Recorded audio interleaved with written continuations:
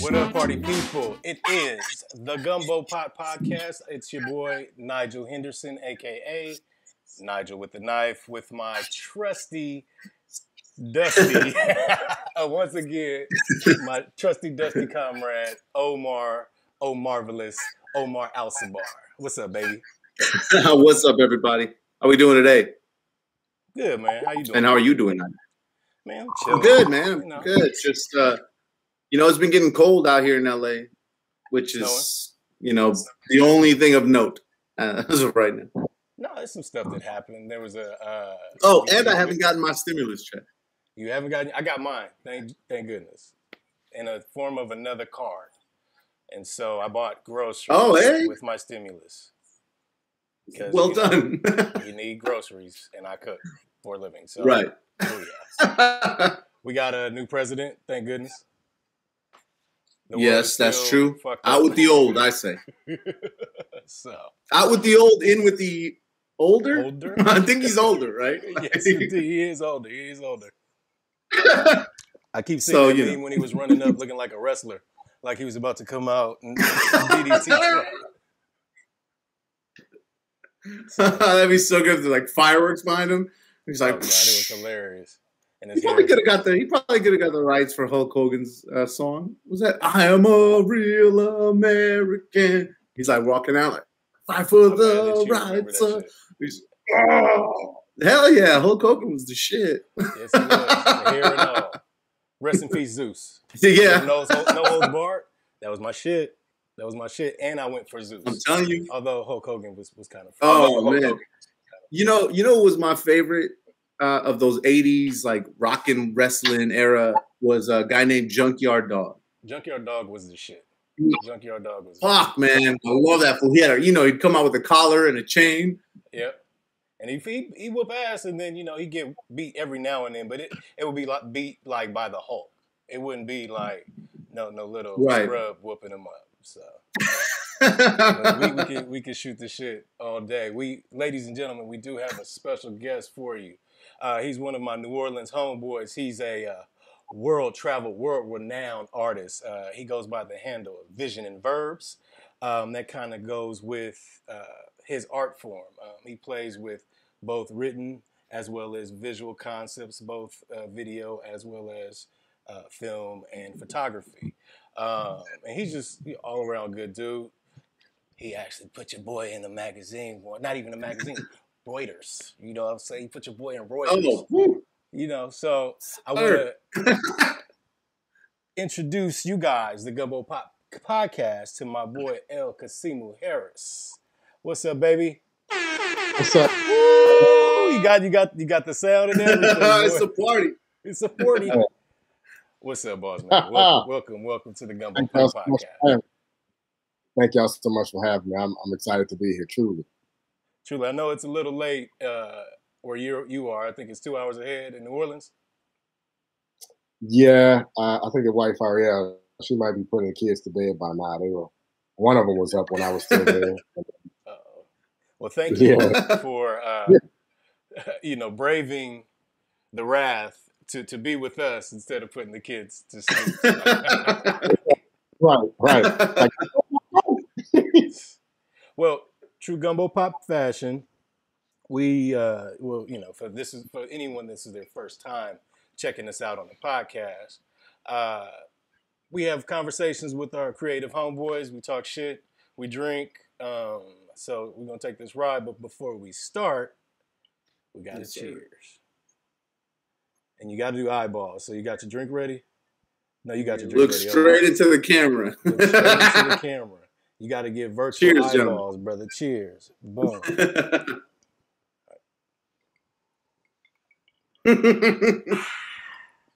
like it. He's very committed. He's like, I'm going to play by the rules of this podcast. Hey, man. You got to, you know what I'm saying? What is it, 7 years bad sex? I don't even want to find out. That's what they say, bro. Kasimu. Go ahead, O. I will say that for a while when we were doing the podcast in the same room, we were finishing like half a bottle of whatever we opened. And we're always drinking Uncle Nearest, which is like stronger than other bourbons or whiskeys, you know what I mean? So Yeah. Yeah, I'm glad that tradition's kind of slowed down. I still a bit. miss it. I miss the contact. Now, I mean, but now we can connect absolutely. with our people a little bit further away from us. Mm-hmm. Yeah. Thank you for joining us. We're gonna do a couple cheers throughout this. You know, this is we want to kind of get to know you, get to know your art form, get to know your creative process. So, if you will, kind of take us on that story. You know, like I know you're a New Orleans native, but give us the origin story like you would if you were like the X-Men.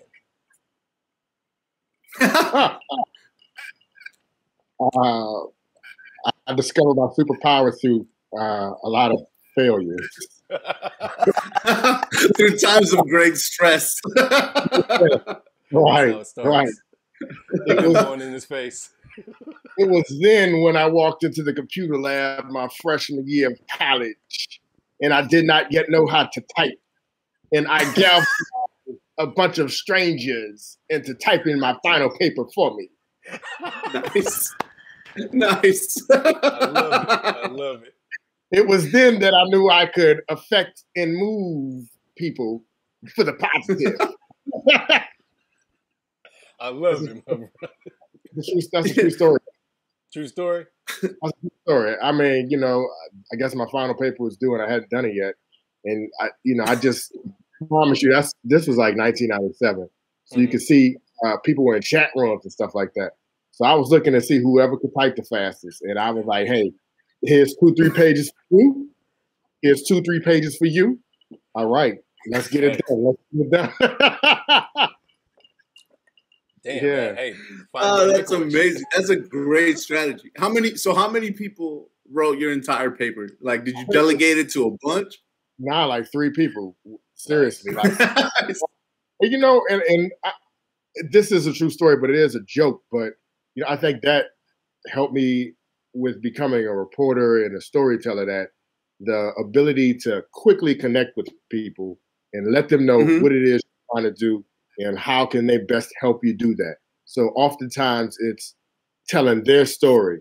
So you connect with them, you build trust, they believe in what you're doing, and that's reflective of the stories that they give you or how they allow themselves to be presented.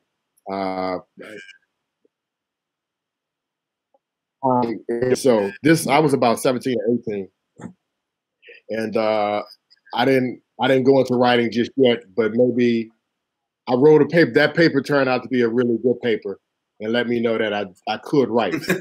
You know, you just couldn't type. I'm proudly. I can proudly say that I learned how to type in graduate school. You know, and it was every girl I dated. Yeah, every girl I dated, or every girl who wanted to date me, they had to work them fingers out, and by the time graduate school started, like I was, you know, I just can't keep doing this, man.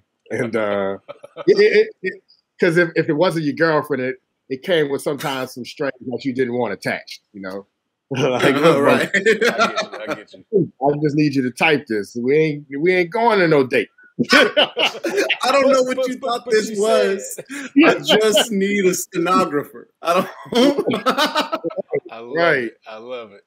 So that summer between college and graduate school, I was like, I got to learn how to type, man. So that's when I learned how to type. But I think the writing, that would be my superpower, being able to connect with people and to get them to help me help them tell their stories. And that's when I figured it out. That was the moment. Yeah. And so awesome. when you were in college, were you looking to be a writer, or were you looking to what led you to where you are now, or kind of put you on that pathway? All right. I started out, I grew up in New Orleans, and I wanted to be many different things. But the last thing I wanted to be in high school was a jazz musician. And I did it for a while. Okay. And then I started failing at that. So I was like, well, I could go and be a studio producer. So I went to that junior college for one semester. And then I went to this college called Middle Tennessee State University. Okay. in Murfreesboro, Tennessee, and they had a recording industry management program. So at this time, I had been hanging out with Delphi Marcellus a lot, and he was a music producer. So I was like, well, it doesn't seem like I'm gonna be like this awesome trumpet player that I wanted to be. So maybe I could still be a music producer. My mom and dad, they were in entrepreneurship. They were business people. So I could combine my love for music and business, and that seemed like the natural progression. But then I discovered through failure, yet again, that my favorite part of the studio was being on break. So I was Are we finished? Yeah. That's when they had a chronic break. Let me get out of here real quick. I didn't even have that. I mean, I just was like, man, let's get on this ping pong, or whatever. Let me hear these stories. I just all y'all jazz. Let me tell you about the time I played with. Like, I was just like, that was my favorite part. So, some kind of way at Middle Tennessee State. It was a good time. It was interesting. That was the first time me living outside of New Orleans. And it was very difficult in a sense that in New Orleans, it was I just was exposed to a lot. It's like y'all living in LA.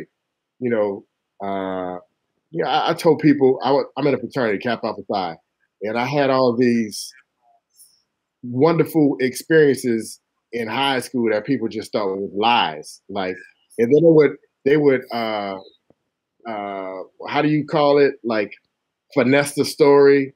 Like embellish it. Embellish it. That's what I was looking for. So I said one time, which was a true story, that in high school I was a security guard for the Super Bowl where Brett Favre won in New Orleans, and I said that we had worked the Green Bay Packers hotel for like several days, and people kept asking to meet Brett Favre. So finally, Mark Shamir, the tight end, his roommate, was like, okay, I think Brett's up. So we went in there, and he was in bed, chilling. So the Noops got a hold of this story, and they want to say that I said I woke Brett up for the Super Bowl. Talk about, hey, Brett, he's gonna be late.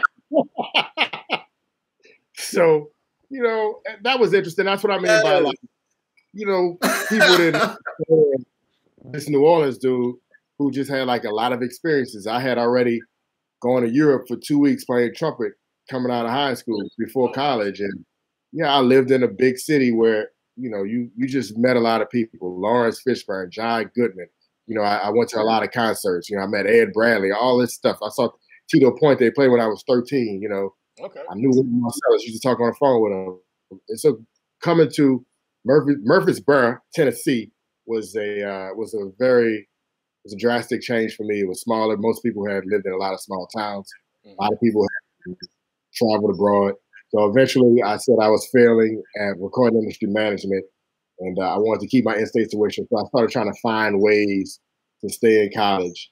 And eventually I started working for the student newspaper. Okay. And my roommate kept me up one day all night long, and I happened to watch this movie. I'm blanking on the movie. It's with I can't even think of the name of the movie. I can tell you what it's about if y'all want to know. What's it about? O might be able to find. O might know it. What's it about? I'm on the case. I got it. It's Finding Forrester. Finding Oh, Forrester. okay. Oh, all right, with Sean Connery and Busta Rhymes. Right. And I like that dude who's a writer. That really, I was like, man, I want to be a writer. And then I used to read Kappa journals from the 1980s. And we had this guy named Ralph Wiley who used to work for Sports Illustrated. So I would see him, like I would read about him, stuff that he wrote 18 years earlier. And then I would see him on TV like, man, this is this like preeminent sports writer. So that, like, those two things was like the confluence of me going to the student newspaper and asking to write. And the first thing I wrote about was tennis, which I knew nothing about. It was a match between Middle Tennessee State University and University of Tennessee Chattanooga, the Moccasins. And I broke out my tape recorder. I interviewed them, and I get back to my dorm room, and I had never pressed record. So I had to write the story. I had to write the story through memory. So again, like failing the first time out, and then I eventually got it right. I became like staff of the semester one year at Sidelines Newspapers. Yeah, Sideline Newspaper. And then from there, I finished my degree. And I worked at Walgreens for 1 year as assistant manager. And then I went to the University of Mississippi, Ole Miss, to pursue Masters in Arts and Journalism. And that was 2005. And I went just to become a better writer. Well, 10 days into my first semester there, Hurricane Katrina happened. And I was a TA for a photography teacher, D. Michael Cheers, who worked for Ebony and Jet for a number of years. And about 45 days after Hurricane Katrina, he was like, you got to come back to New Orleans. And I went back to New Orleans. Again, it was a failure. It was a failure in life that led me to being a photographer. The failure of these levees, a federal failure within Hurricane Katrina. But through that devastation, coming home and being able to process this destruction through the camera really helped me. And that was 15, 16 years ago. And I haven't stopped writing or taking pictures since. That's dope, man. It's kind of just the world made it happen. There you go. Shit, it's incredible. It's incredible how life works out. Sorry, I didn't mean to cut you off with the horns, but we had to give the world. That's cool. I was just trying to get deep. I was just go ahead, get deep in there, baby. On life, but no, it's okay. No, let's take it back to the club. Take it back to the club. That's amazing, and the fact that you were able to switch around to what you wanted to do in life earlier, you know what I mean, in those college years when you're supposed to do it, you know what I mean, was really good, and just, you know, like I said, a twist of fortunes, if you will, or I guess twist of fates, they should say. It just put you where it's supposed to be. You know, that's amazing. That's a great story. I appreciate it, man. I appreciate it. I keep failing up.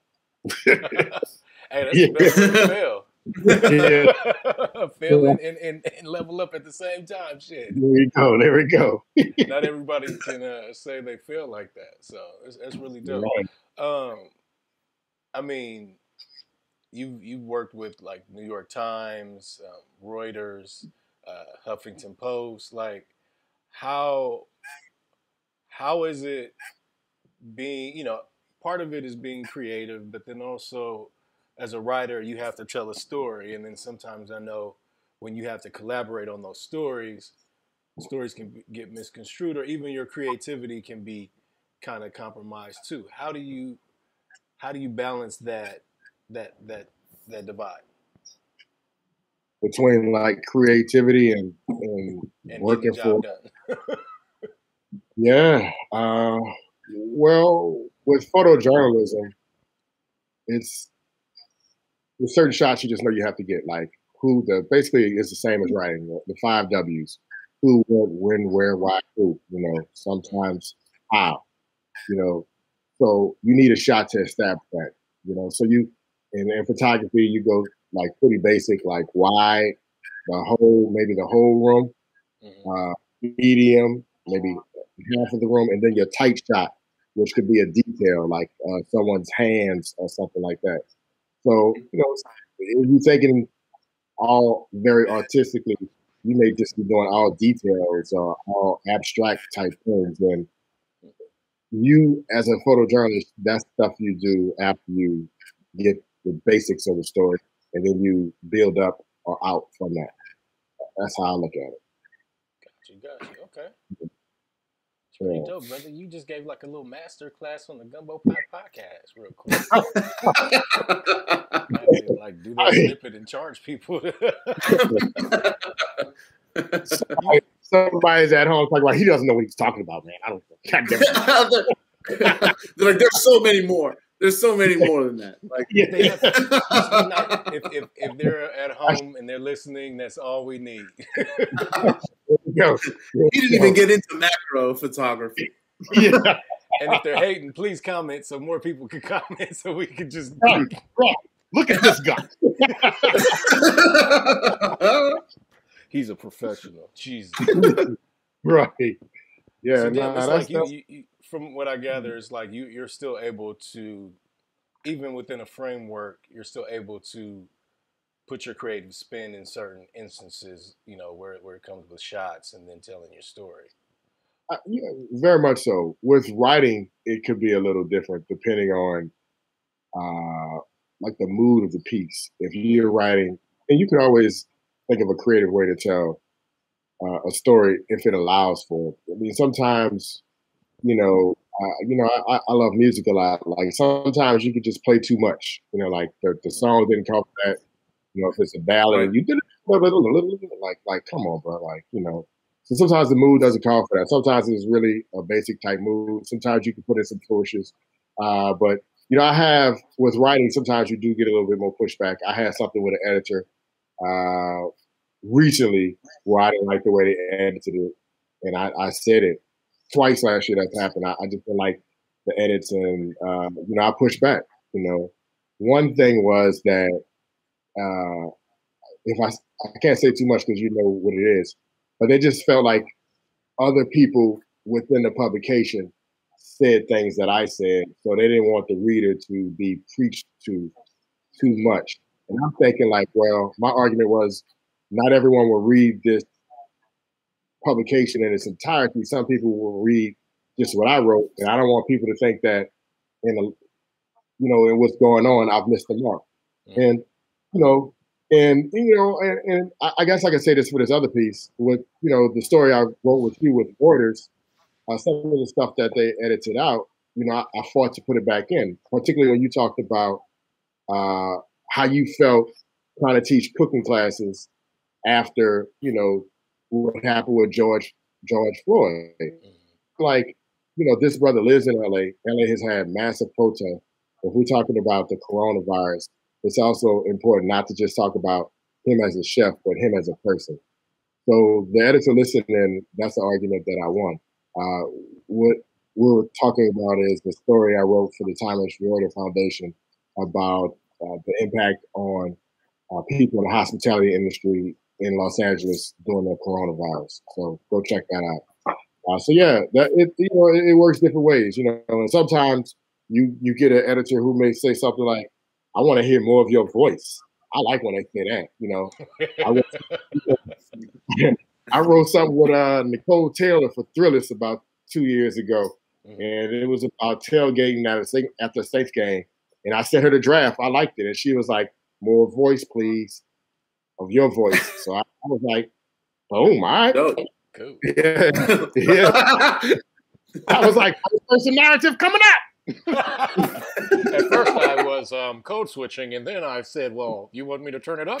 Oh, well, hell. Nicole, she black. She from Atlanta, though.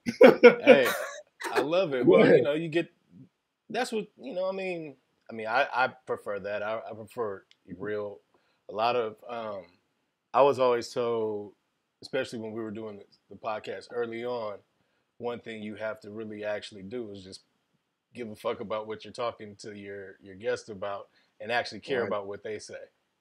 And a lot of times you can see in articles and written pieces where the writer was just, either they were just telling their opinion or they were just writing it to fit the story, and that's it. Right. Yeah, I mean, it's true. Go ahead. I was gonna say, how do you navigate, like as a writer, as a journalist, where that pitfall of that people are gonna read it in their kind of POV? You understand what I mean? You know how like when you send a text to somebody and they read it in the tone that they think that you're talking in, but that's not really what it was. Particularly, you're like, "Hey, can you type up my paper?" She's like, "What you mean? Can I type up your paper?" Something like that. Like, is that something that you just throw out there and just let it be what it be, and it's gonna take its life, the life of its own, and that's what it does? Or do you try to worked it some way? I mean, if it is something from my perspective, like I do a lot of personal writing, or like with stuff like for my Vanishing Black Bar series, where it's first person narrative. I'm walking the readers through how I see a subject through my eyes. So it's all about my voice, and but I think as readers, we internalize things through our experiences. So I think we realize where the writer's coming from, but we still, I think, relate it to our perspective and things that we've experienced. Right. Yeah. So I don't think, and I think the stronger your voice is, the more people internalize that and understand where you're coming from.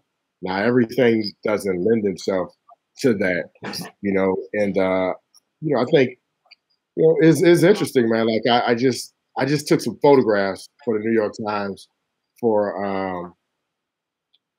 I didn't write the story. I just took some photographs for this about how bars will be impacted in New Orleans during Mardi Gras.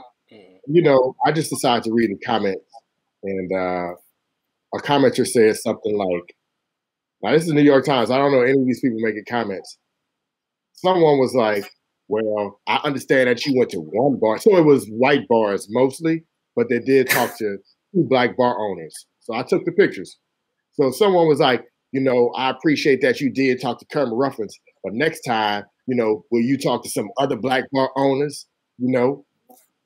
And somebody was like, actually,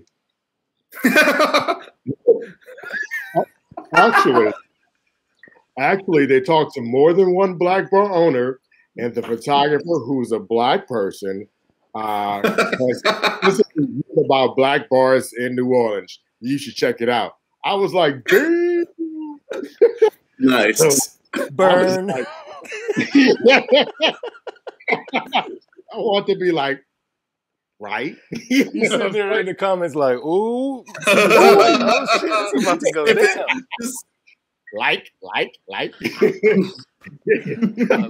love it.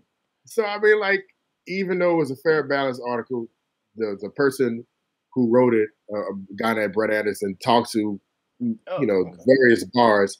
Whoever read it, that's just what they internalized. So that he's probably so used to, and they had a fair point, but not for that article. He's probably so used to other bars being not covered that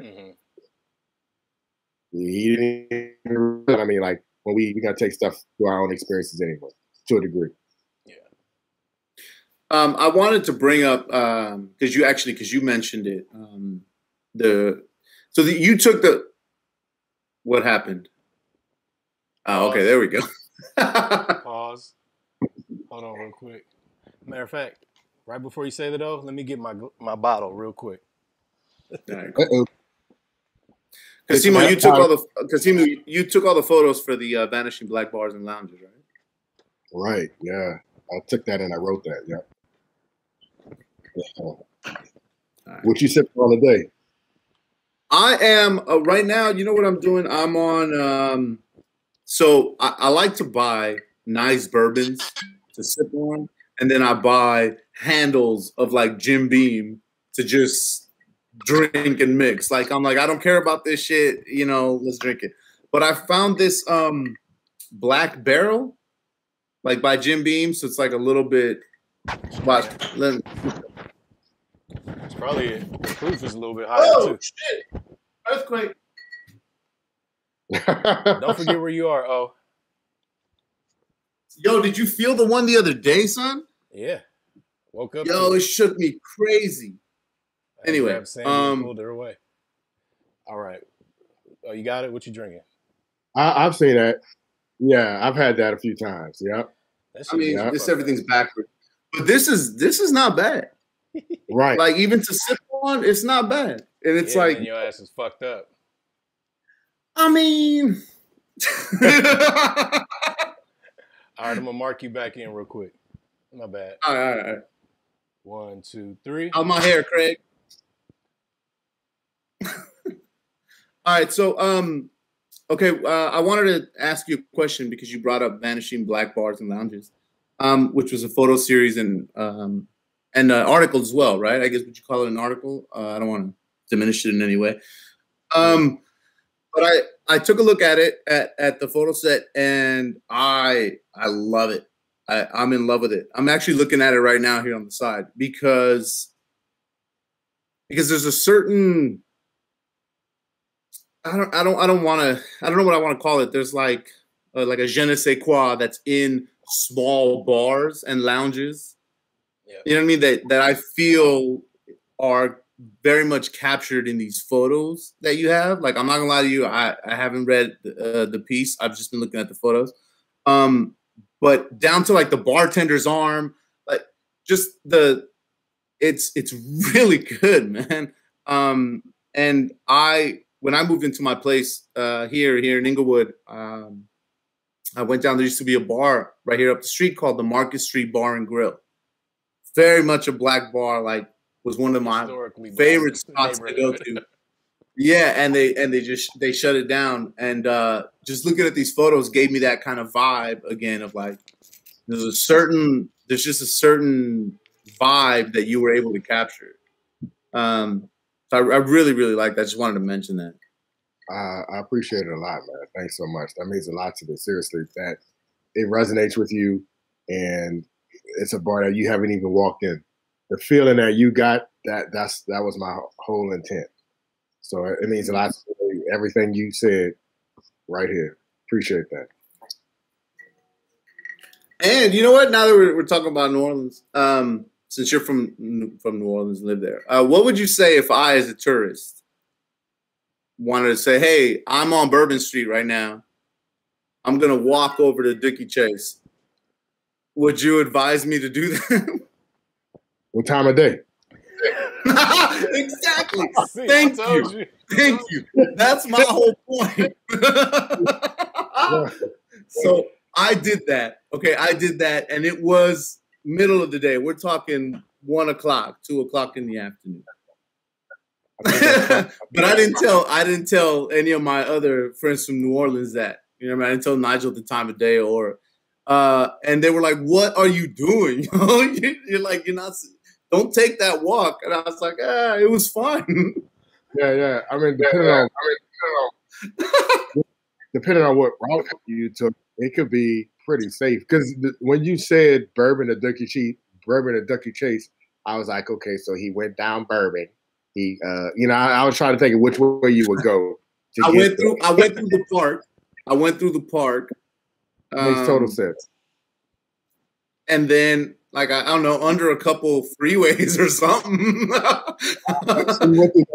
You went through Louis Armstrong Park, then you crossed over the Claiborne Overpass, and then by the time you got right there, it's like 5 blocks away. So it's not straight up. Yeah. So you told me this though. Yeah. I was like, "What are you doing? What time are you doing this?" Yeah, I was like, "It's fun." Right. I was like, "Bruh." Yeah. And a few years ago, it wouldn't have been an issue because they didn't have dinner service, but they have dinner service now. Mm-hmm. But New Orleans is changing so much. You liable to see all kind of people walking. Yeah. I'll just say it like that, and I promise you, you're gonna see people riding bikes with the little light up wheels and stuff. Yep, definitely see that. I mean, you might see a unicorn on a bike going down the street. There you go. Yeah. So, this is the Gumbo Pop Podcast. We definitely talked about the creative process. So we talked about some of your work for clients. These are big clients, the New York Times and Reuters and things like that. But you also have some of your own works that you put out, and you've done a couple of different exhibits and whatnot. So could you tell us about that creative process when you're doing something more for yourself versus, obviously a project for someone else? Right. Well, the Vanishing Black Bar started off as something for myself, which it still is.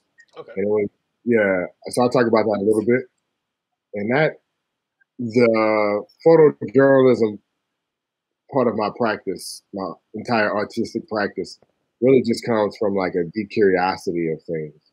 And when I was younger, I used to call it practice. So, if I was in Baltimore at night, yeah, I remember going to some chicken place, man, like seriously, and just in there, like just taking pictures of people eating.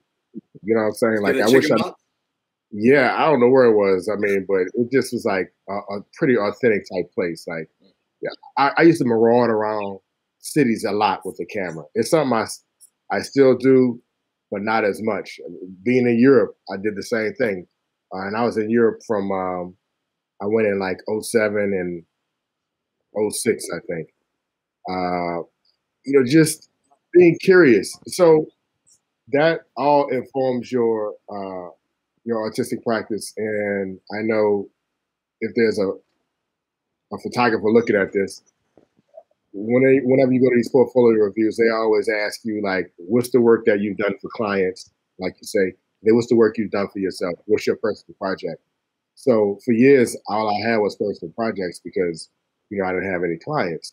So to tie it back in, like the Vanishing Black Bars was something I started where I didn't have an end goal of getting it in the New York Times. It was like, these bars, well, Pop-Up Magazine. I had to get into Pop-Up Magazine, but it was an idea I had already formulated in my head. But let me go to something else, like second lines in New Orleans, right? You see these second lines, and there's one in particular. It was called The Perfect Gentleman. So second lines are something that stems from benevolent societies in New Orleans, and you have to think this is way before desegregation. So a benevolent society was something that you could join, usually men, and you could buy into it. And it was almost like in your insurance plan where it would, you paid money, you were in a group, it helped you to feel important because there's a lot of laborers and things like that. It was the same thing that people created fraternities for, to unite men of similar principles into a bond. And benevolent societies eventually turned into social aid and pleasure clubs. And here in New Orleans, about 40 weeks a year, you have these various social aid and pleasure clubs that parade in New Orleans. And when I say parade, not like a Mardi Gras kind of thing, especially when I was younger. So now you do have people who ride on floats. They don't throw anything, so don't think like you're throwing things, but they ride in like the royalty, the queen and stuff like that. But it's you have the brass band and you have the people of the social aid and the pleasure club. They're usually dressed to the nines. It's something very beautiful. And it's who looks the best and who has the best footwork, who can dance the best. You have everyone that walks behind the band or in the rope. So I think it was in 2009. I remember seeing the second line and maybe getting my camera. And it was the Perfect Gentleman, and they had a light blue sash that said "Dreams do come true," and it also had Obama on it. So it was right before he was inaugurated. He was already elected. So I took that photo in 2009, and then I think it just sat on my computer because I was curious. It was something I was into. I remember the girl I was dating at the time. She used to say stuff like, if you're not making money, this is a hobby. You could be so much bigger than New Orleans. I see your career being bigger than that. Why are you interested in this type stuff? But she didn't understand that I was still processing the trauma of Hurricane Katrina. But more importantly, I had realized that a lot of Black cultural traditions in New Orleans weren't documented by Black people. So the people who were authorities on Black culture, as far as whose work was disseminated the most, weren't Black people. You might have had someone who was Black who was very knowledgeable about it, but perhaps they didn't go to college, so they, or they wrote about it, but it wasn't as widely known. So I took offense to that, and I started committing myself to being curious to tell these stories of New Orleans. So that's what I mean about being curious. And in 2012, I was a writer's intern on HBO's Treme. And I think this was the last season 4. And I had worked in a writer's room once already, and now I was in another room. and I was reading the script. And it was like the season opens with Barack Obama getting like election day or getting inaugurated or something like that. So I was like, yo, I got the perfect picture for the intro. There you go. Yeah. And I remember throwing it to this dude. He was like, I know just who to show this to. And in the years past, I would people who would get like $500, $600, $700, $800 for including a photo. But this season, it was the last season, the budget was much lower. They were like $100 or $150, and I was like, damn. And I remember, going to lunch with a guy named Ivan Strasberg, who was like, I don't think he might have been like director of photography, something like that, big deal. And he was like, he took me to lunch that day, and I probably said I didn't have my wallet, but I probably ain't had no money. And, and he paid for it, and he was like, yo, it's just sitting on your computer. You put it in there, and you never know what you could do with it. Mm-hmm. So I did do it. So from that, and then around the same time, I was in like Travel and Leisure. I had this coming out with HBO Treme, like opening photo in the credits. So, so I used the Travel and Leisure feature on me, opening credits, to pitch to people that I should have my own solo show. And I did it, and it was my first solo exhibit, and it was all from being curious and like a bunch of photos that no one assigned me to take. I just did it all myself. So it was just the curiosity, and that's still how my creative process worked for photos. And the other part of the practice with photos is a little bit different, so I can tell you about that as well. That's dope, man. Shit, hey, we got cheers to that, baby. Yeah. Cheers, gonna lift our glass real quick. Shit, wow, lift glass and bottles, baby. Oh, my bad. I held the bottle. Hey, it's cool. But this is a single barrel vintage, baby. Hey, Woo! EW get you. We don't. It's not. Oh, there we go. Ooh. They are not a sponsor, but if they want to sponsor us, we will definitely take sponsorship. Yeah. Dude, so you were on the last season of Treme. Do you remember the catering for it? Yeah. I worked the catering for it. And randomly enough, they needed extras to work a scene with Anthony Anderson in the restaurant, and I was one of the cooks in the restaurant. Crazy shit, baby. Crazy. Say it for me one more time. You said you... So, you remember the catering you ate on set? I was one of the caterers or the cooks that worked during the last season. And then they also needed extras for a scene in the restaurant with Anthony Anderson. And they put me in the scene as well. Separately, but that, hey, Treme put some dollars in your boy's pocket. Is that the scene where he was like, I'm a motherfucking professional? Exactly. Like yeah. And we were running back and forth, making it look like we were cooking in a restaurant, and then it worked out. Yeah. But I always, being on a set of movies, dude, it's like so much shit. And you know what I found out? Because I've been in I've been an extra a few different times. Mm-hmm. So I was a stand-in for the butler. So yeah, I forget the dude's name. Mm-hmm. I'm sorry, I'm drawing a blank on his name. Anthony Daniels? Nah. That's not right. He might have been just in Last Night in Miami. He was just in the movie that I saw. I'm drawing a blank, but I have the face in my head. I was a stand-in for him. I'm gonna try to Google his name real quick. And it was time to go to lunch one day, and the regular people go over here on some sets, and the other people go over there, and there's two different foods, and it was like, oh, you an extra. They was like, you could eat with the stars. I was like, for real? You ain't gotta eat these stars? You gotta get you some steak. Bruh. I was like, we would have random call times, and then they would never tell us. They'd be like, okay, this shot today, we have 100 extras. Dog, the extras would clean us out. They would take to-go plates. It was ridiculous, bro. Oh my God, it was bad. I love it, man. I mean, I tease my wife that I'm a SAG eligible actor. You know, nice. You're like, I paid my dues. She was like, you should just go and get your SAG card. And I looked at it, it was 3 stacks. So I was like, I got 3 stacks, but I don't have 3 stacks to spend on that. But this year I had a speaking part in your honor. Oh, I did see a picture of you in it. And that is a dope ass show, by the way.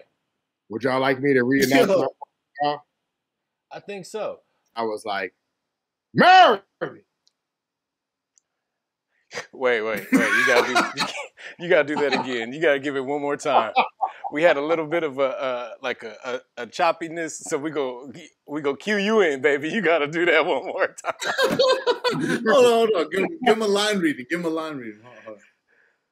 Yeah, your boy, what's his name? He'd be like, shit. Yeah. I can't. Yeah, that motherfucker is crazy.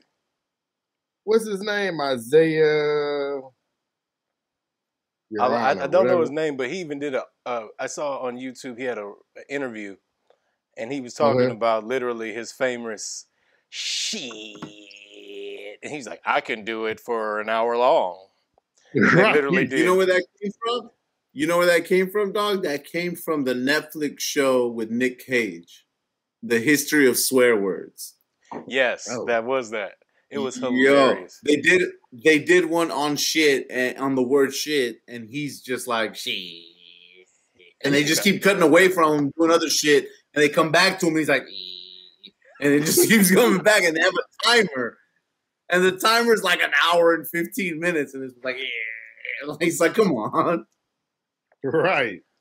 All right, so you gotta give it to us. Give us that line one more time, Kasimu. So the setup is it's John Whitlock Jr. of shit. So he's talking about he's in a black barbershop and he's trying to rally up everybody. And he was saying, you think this something that this guy owns a barbershop? I'm talking about like big black businesses. And like I'm talking about bringing back black neighborhoods. And somebody said St. Rock. And he might have been like already on it. And I said, Marnie! Hold on, my brother.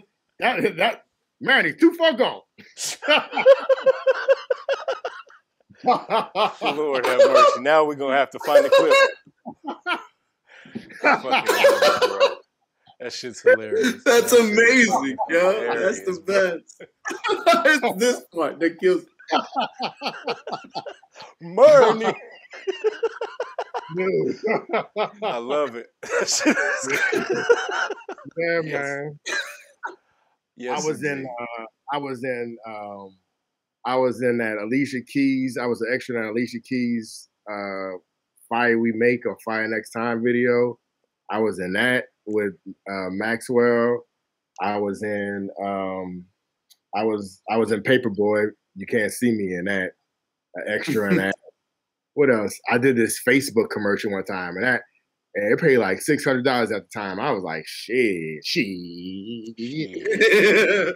didn't even have to say that. Yeah. So I got a little, my IMDb, Internet Movie Database, pretty straight. You little Renaissance man and shit. You got credits here. You got credits there. Got credits everywhere. So, one thing a lot of my homies do, they hit me up randomly to give them recipe help. And and pointers. So my man Kasimu is he loves food. And this is the Gumbo Pot Podcast. We're going to get into some food now. We always ask everyone, what would you say your last meal is going to be? What's your last meal of choice? Oh, when I read that question, I thought like, what's the last thing you ate? Oh, nah, brother. What's your last meal? That's a very positive outlook on what you were reading. You're like, what's my last meal? It's like, well, yesterday. I think I hate that. Right. My last meal, bro. You know, man, I'm gonna go out with some New Orleans shit. If that's the last meal I got, I obviously we have a lot of, we got, a lot of New Orleans chefs in heaven, one would hope. But just in case the seafood ain't fresh, I'm gonna get me, you know what I'm saying?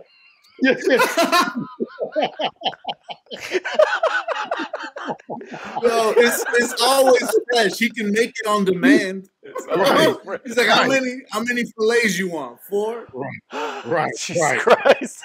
Like, no, man, I don't do this to keep the party going. Yeah. I want this many fish. Right. Oh my God. I fucking love it, bro. I love it. I gotta have some. I want some gumbo. Let me get a gumbo, bro. I kind of want a cornucopia of things. Like I want a gumbo.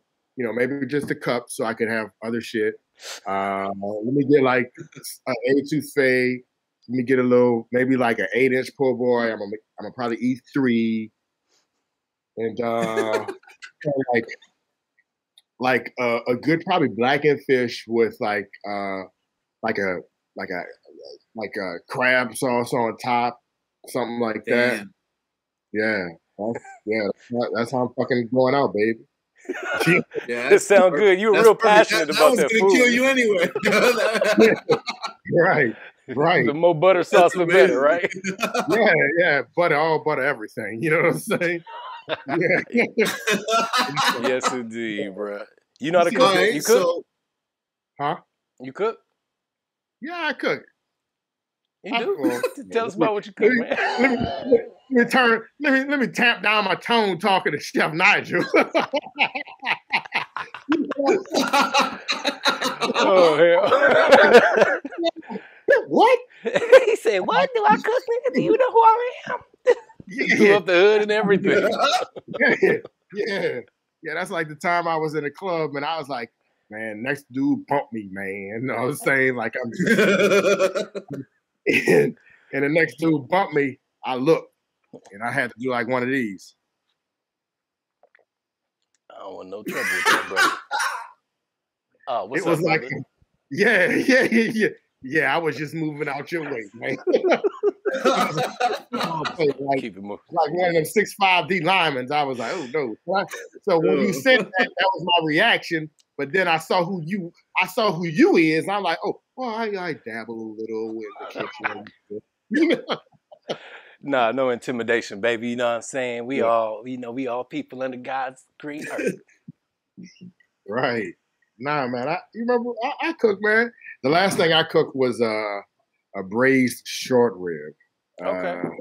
Yeah, it was the first time I braised something, and I really enjoyed it, man. And I didn't eat it till the next day because I read that if you let it sit and let that grease and all that type stuff come up to the top, all that fat, take that out, it makes it more flavorful. So there you go.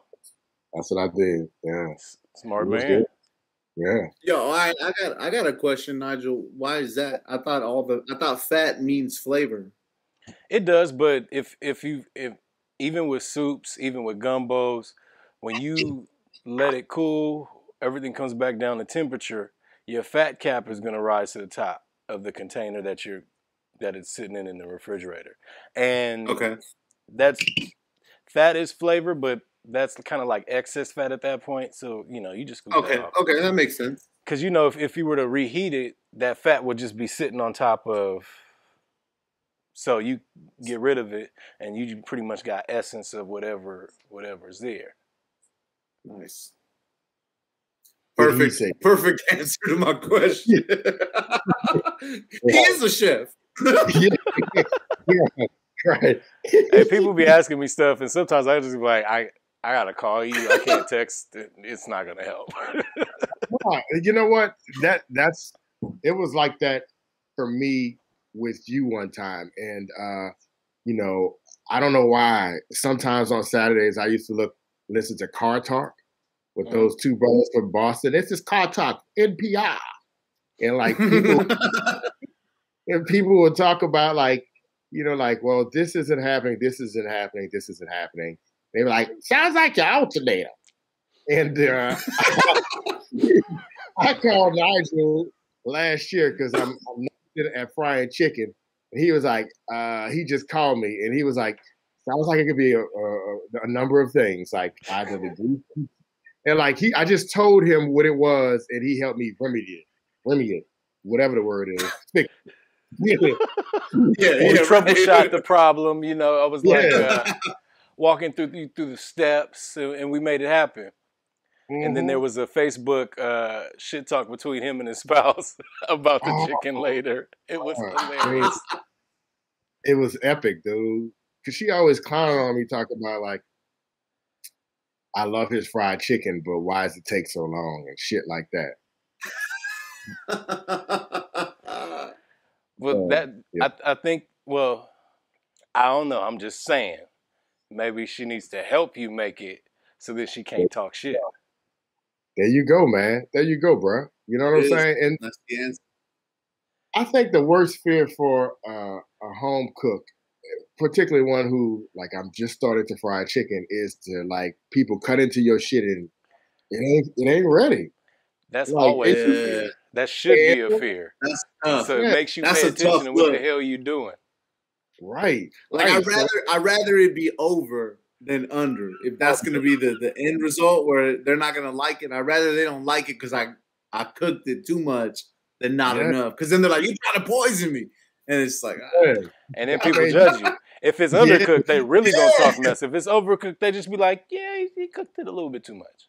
You left it, yeah. You just, hey man, pull it earlier. You're like, all right. And you could have been like, I had got distracted because see what had happened was you could exactly. Yeah. The other way, you're just like, well, I fucked up. Hey, but just like you said, failure. You got to fuck up a lot of dishes in order to be really good at them. And I've fucked up a lot. Absolutely. You don't see those pictures on Instagram. You don't hear those stories. But I fucked up a lot. Well, you remember that? You remember that fried, what's it called? The Fry Daddy? It was like that little bucket that we ended up throwing away at that Nick's always house because it bubbles up over it no matter what. Yeah, like the temperature. It was like this little, supposedly this like fryer, right? But it was a small, imagine like a small bucket. But it was electric, but somehow the temperature was way off. Like all the oil would always bubble up. Yeah. Oh. But anyway, that's not the point of that is I was like, okay, I got this. I'm all excited. I'm going to make fried chicken. But I didn't look up any recipe. Like I was like, I've seen it on the Food Network. I've seen it, whatever. So I took the chicken and I like seasoned my flour, but I didn't do any egg or anything. So I just threw all this shit on the chicken, threw it in the fryer, and it all fell off and just clumped at the bottom. Ooh. So my first attempt at fried chicken was literally just chicken in oil, like with all the seasoning at the bottom of the pan. It was the worst thing I've ever made, man. Hey, and now you know how to fry because you fucked that chicken up. And I watched you make it. I'm like, oh, that's how you do it. How does it take so long? It takes about a good 15 minutes, depending on the cut. Right? Not for sure. And then, you can manipulate it, but there are some people that they just don't have patience. You gotta have patience. Right. Yeah. That's my issue with doing like smoking. Like I really want to smoke things, but I just don't want to be tied to the smoker for that long. You know what I'm saying? I don't have a proper smoker. I just have a Weber grill. And this is the second year in a row that I've smoked our turkey. And on our Weber grill, I brine and shit overnight, like thyme, Worcestershire, like some other shit, garlic, all the things. And, I do it overnight, pat it dry. I still inject it, right? Mm-hmm. And then I put it in foil, and I smoke that bitch for about 6 hours. what I had to figure out is I had called my boy. He's a chef, dude named James Cullen. And I was like, yo, it was Christmas Day too. And this is like the first, I've never fucking done anything with a turkey.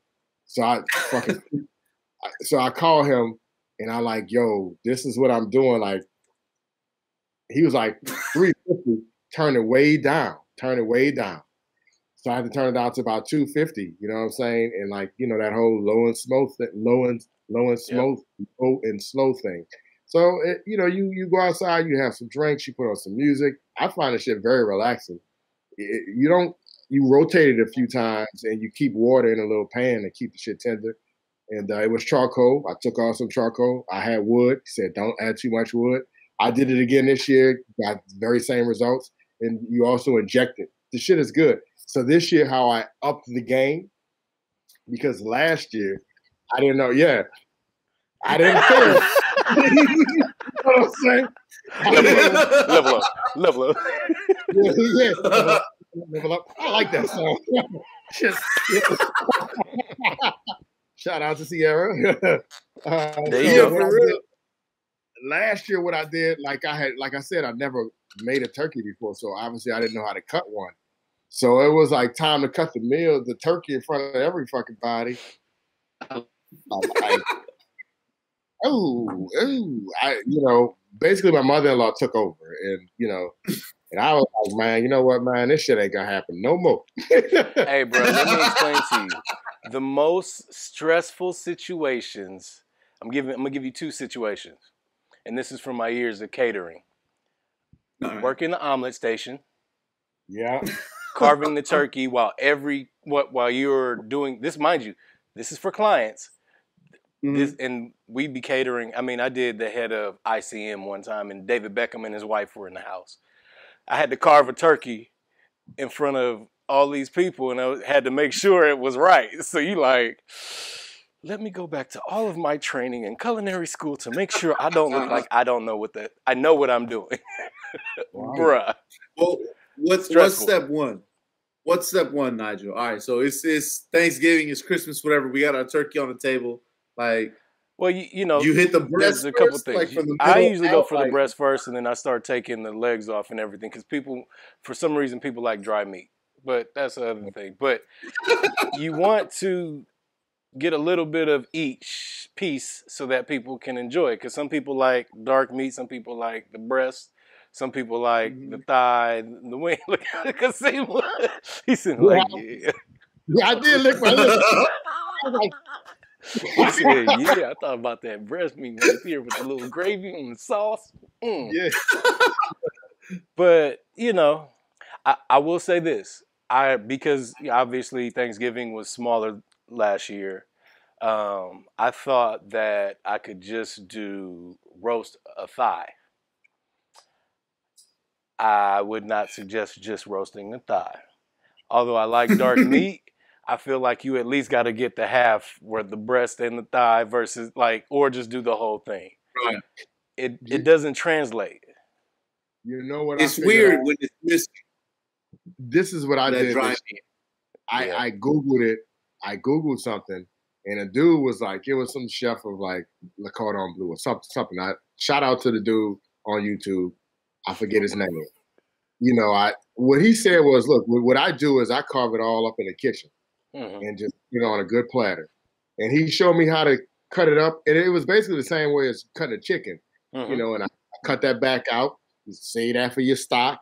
You wings, and then even like the breast, you cut it in individual pieces. And we had a nice platter, and I put it on there, very nice looking. So I was like, done. I ain't got to cut shit in front of no motherfucking batter. Crisis averted. I didn't have that option. And the motherfucker's like, ceremoniously, let's cut the turkey in front of everyone. Yeah, nah, we get to the dinner table this year. I drop my turkey down. Like, yeah. Then my wife was like, well, could you cut the duck, please? I'm like, oh. Hey. So again, these are folks from New Orleans, right? You notice he just said turkey, right? You notice he just said, right. Oh yeah, I was just smoking a brisket or a ribeye the other day. My wife did a duck for Thanksgiving. These people look at food a little bit differently than a lot of other people. And these aren't like, they're not cooks by any means. They just playing in the kitchen. It's so funny because I'm like, a duck was royalty coming to your house? Why'd you cook a duck? That's amazing. On Facebook. Duck is so good. Duck is delicious. I'm all here for it, man. I love, you know, I wrote about it the other day about, they were saying, what does food mean to you during coronavirus? And at some point I said that basically food is a respite from being at home while still being at home. So it's like when you go into that kitchen, it can be like this escape, this relaxation, and also a time to, you know, if people come in the kitchen with you and hang out, it's just a different vibe from anywhere else in the house. It's different from your bedroom. It's different from sitting on a sofa. And then, you know, when you finish, you have some love that you can share with everyone. And it's just that sustenance to just keep you going through this real fucked up situation that we could have totally avoided. The twice impeached president did his due diligence. But, you know, in lieu of that, you know, I have gone deeper into cooking in the kitchen. And that's what it's been for me, an escape, you know. And I still might be around the same people, but it just feels different in that kitchen, you know? Yeah, I agree. I agree with you 100%. Absolutely. That's an excellent way to put it, and it makes complete sense. I mean, to me. And that's why, I mean, you are visions and verbs, baby. I mean, damn, you just spit. You just did that chilling with the homies. You was drinking and you said, you know what? I'm going to make this a piece of art this week, right, baby? So when I go to the kitchen. I love it, man. I appreciate it. And thank you. Did we miss anything, oh? I think we just words of wisdom or pearls of wisdom. Yeah, we got some work. I mean, you definitely touched. I think you're one of the guests that actually talked about food very passionate, the most passionately. Most people be like, yeah, you know, we like food or whatever. I cook at home. This fool sitting up here like, yeah, that turkey sound good, bruh. Okay, the duck, yeah. So I love it. I love it. Funny. It's so funny because like my let's say Thanksgiving and Christmas is always some kind of like turkey of some kind, but no one's ever carved it in front of us. Like by the time I get to my aunt's house, shit is already shredded. Like we're making tacos. Wow. Like I don't know if that's a Mexican thing. Like let's just shred the shit, or if she's just like I don't know how to carve it, so I'm just gonna shred it. But every time we get there, it's like okay, there's like a section of like white meat, like some bigger pieces, some small pieces, and dark meat, like, and maybe a leg because like her son likes to have the whole leg spoiled. Right. I mean, we could get to the bottom of it. I mean, she might be leaning in on a deficiency, or maybe people just ate the other parts already. We don't know. I mean, that's true. Maybe I should show up on time to get the food. That might be that part too. But is the flavor different? Do they throw a little Mexicano spin on it, or is it just a turkey that's shredded? You know what? So at first it was just like obviously like a turkey in the oven, you know, very traditional American style turkey.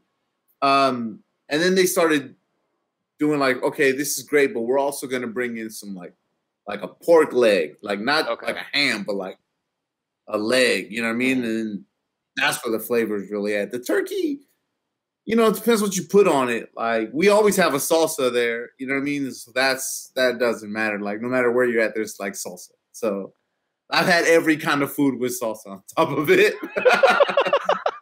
Okay, that's interesting. I mean, that's the start of a kind of a deep dive there. Are we talking about different cultures and how they interpret Thanksgiving dinners? I mean, I grew up with a Filipino family, and I remember Thanksgiving dinners totally different from the black side of my people. So that's dope. That's dope. Look at Kasimu. He's sitting here like, yeah.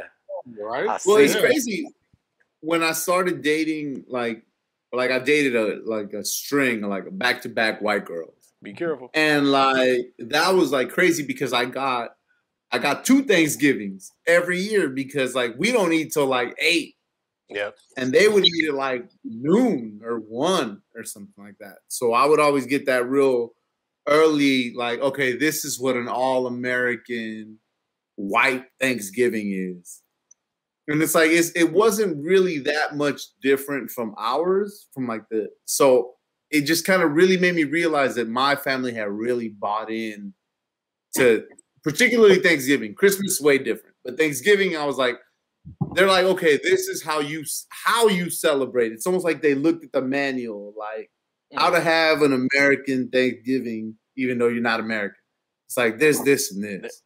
You know what I mean? My American Thanksgiving has always been a mix of many different cultures, and I wonder if most minorities, their Thanksgiving is like that. Well, as the years progressed, again, as far as my family, I'm the second oldest cousin, and I'm 40.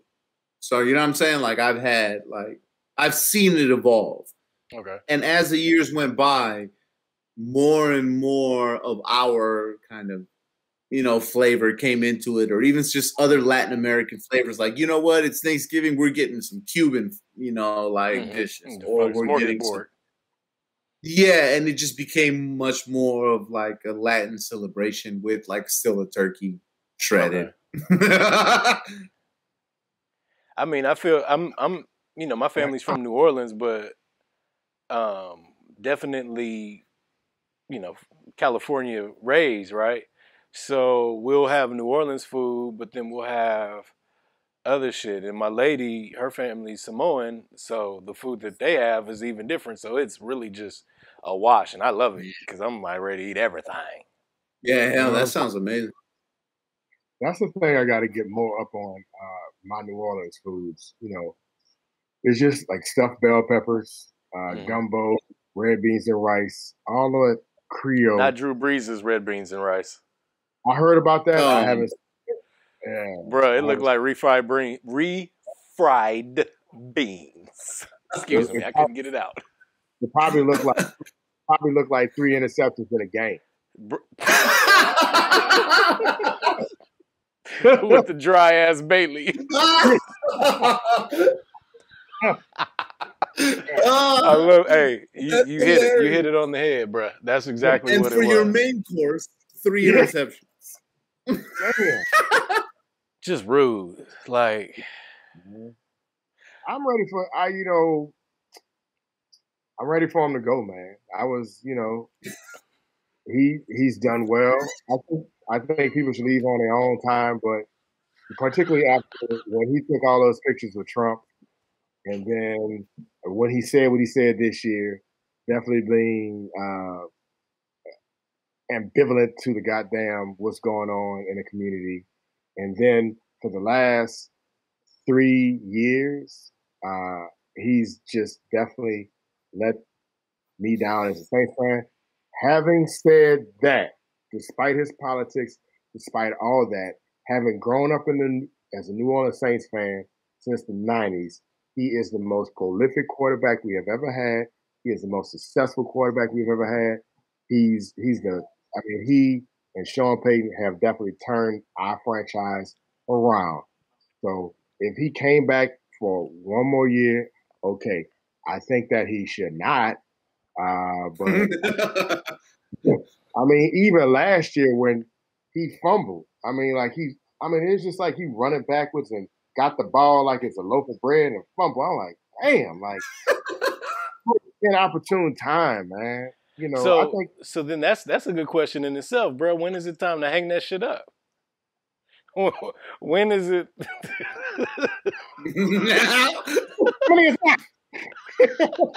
Like, bro, you're great. You've done a lot, but it's time to, you know, chill and not do it anymore. Don't hit the road, Jack. I like that you did the intro. The intro note. Hey, he had to set that shit up, man. All right, so we're gonna before we get back into this last little tidbit of the interview, we're gonna cheers again. Yes. So we get the eyeballs. Pink.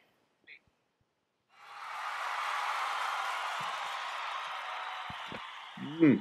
And so, Kasimu, um, we always want our guests to leave us with a tidbit of knowledge, drop some science. We used to call it pearls of wisdom.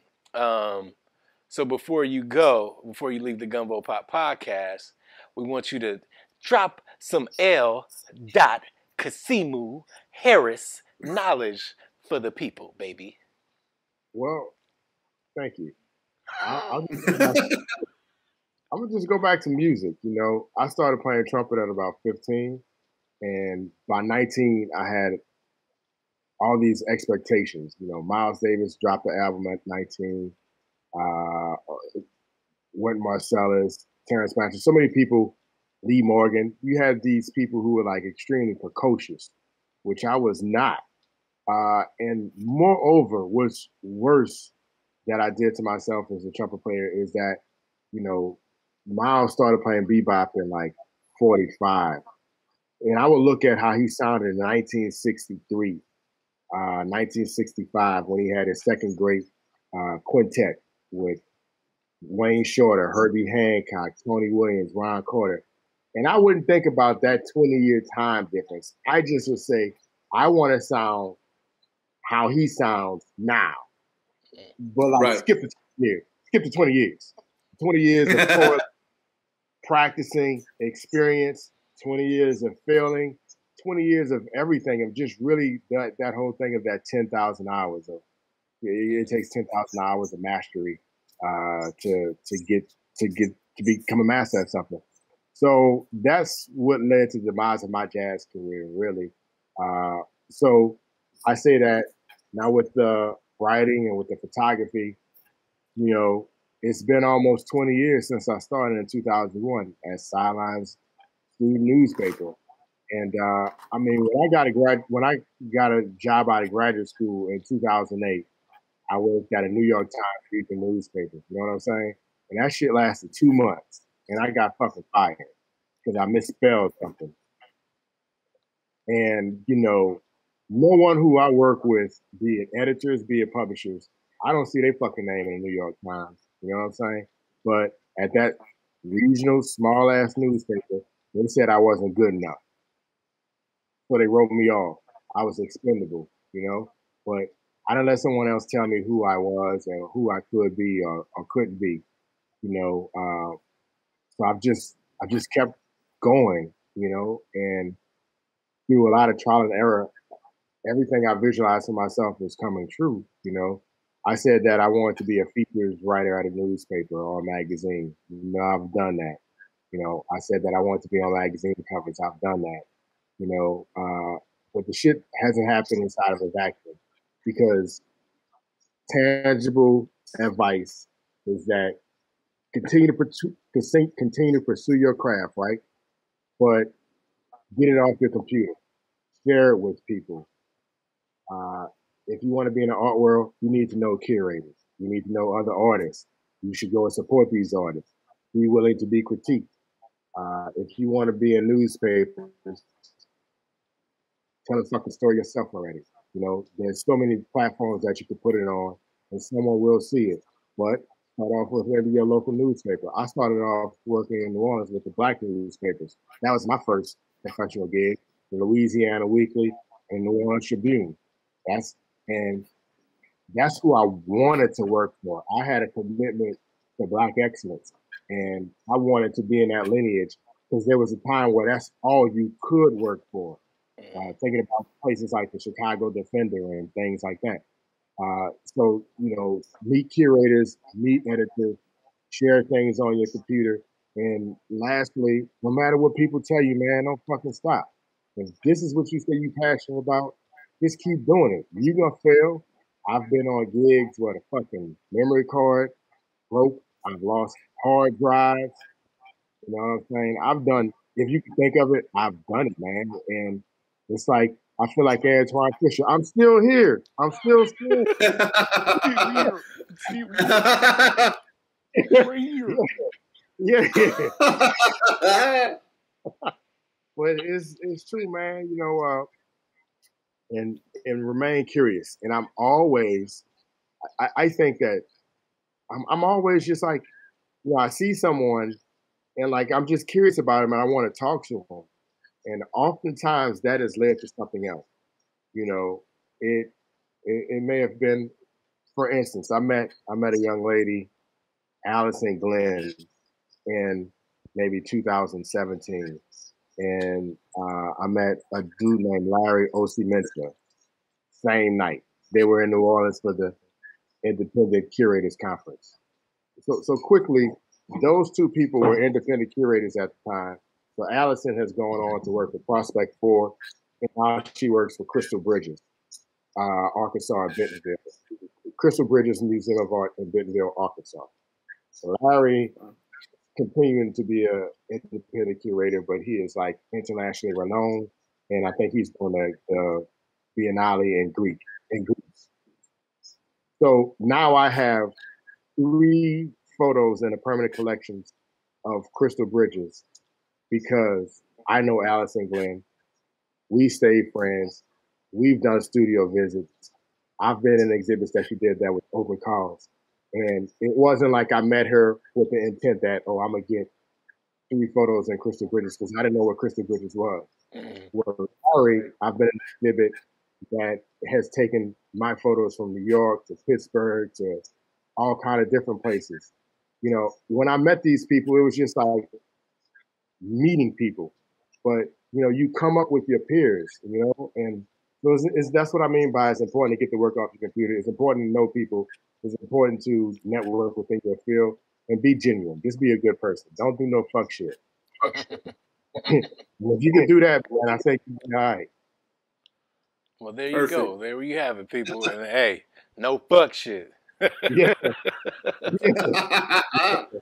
Well, brother, I want to thank you very much for joining us for the Gumbo Pop podcast. Tell people where we can find you. To give us your handles. Tell us what you got going on. Visions and Verbs. Visions and Verbs. Visions and Verbs. Visions and Verbs. I've always wanted to work for Visions and Verbs. There you go. And so that's the Instagram handle, right? Yeah. And then the website? It's LKASIMU Harris.com. So what I have coming up now is I have 2 photos in the Atlanta Biennial at the Atlanta Contemporary. That opens February 20th. I still have photos on view at the Ogden Museum of Southern Art until March 7th, and that is in a exhibition called Revelations. And next year I'll have a solo show at a museum that opens February 11th, 2022. I just signed on to do some stuff in New Mexico. I'll be a guest curator and a guest lecturer. So more details for that to come. And I got some other stuff in the pot that, you know, we hadn't solidified yet, but, you know, I'm taking it out. I'm prepping it. You know, I'm putting that brine on that motherfucker. You know? I'm loving it a lot. I'm trying to, you know, I always say 1 year is a setup. You know what I'm saying? There you go. So, you know, I'm prepping. Well, there you go, brother. We appreciate you. Thank you for joining the Gumbo Pod. The Gumbo Pod. Make sure you subscribe, like, comment, and Kasimu, dude, it was a pleasure. We've been talking for hours at this point. Right. Yeah, we definitely gone long. But that's fine. It is what it is. But I want to cheers you, brother. Let me get this in the frame. There you go. Level up. Ooh. That's the thing for this one. Definitely want to cheers you, brother. We're giving you your flowers while you're here. You're amazing. Again, thank you for joining the Gumbo Pop podcast. We're going to cheers to you. I think y'all already took a sip. I'm going to sip now because I was talking. I'm thirsty. And we out, baby. We out. Bang. Oh, hold on. It's official. Man, thank you so much, brother. Thank you. Appreciate you. All right.